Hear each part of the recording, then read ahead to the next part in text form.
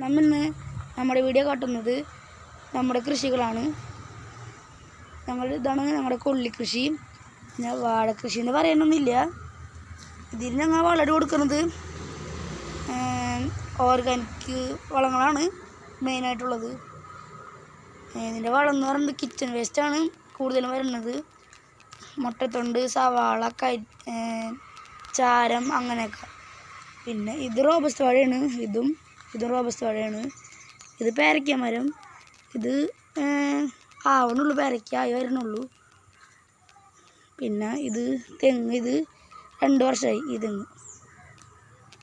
പിന്നുള്ളതൊരു ചെമ്പൂവൻ്റെ തയ്യും പിന്നെ കുറച്ച് ഇഞ്ചി. അധികമൊന്നുമില്ല, 2-3 ഉള്ളൂ. പിന്നെ ചേന. ഇതാണ് ബാക്കിയുള്ള ചേനകൾ. ഇത് ഒരു റംബൂട്ടാൻ്റെ മരം. വേറെ ഒരെണ്ണം കാണിച്ചു തരാം. ഞങ്ങളിവിടെ കൂടുതലുള്ളത് കൊള്ളി കൃഷിയാണ് കേട്ടോ.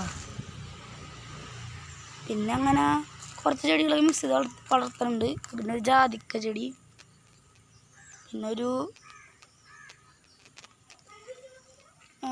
അങ്ങനെ കുറച്ച് ചെടികളാണുള്ളത്. വേറൊന്നുമില്ല പ്രത്യേകിച്ച്.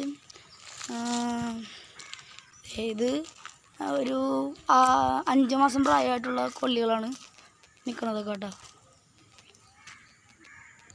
ഇത് ഞങ്ങളുടെ ചാമ്പക്ക മരമാണ്. ഇത് പൂത്തിട്ടൊന്നുമില്ല, പൂക്കാറാവണുള്ളൂ.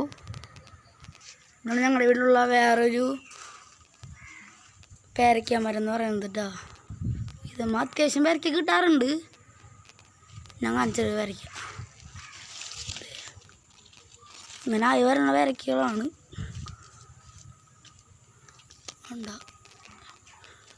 പിന്നെ എന്നുള്ളത് റംബൂട്ടാനാണ്. റംബൂട്ടാൻ കാഞ്ചര.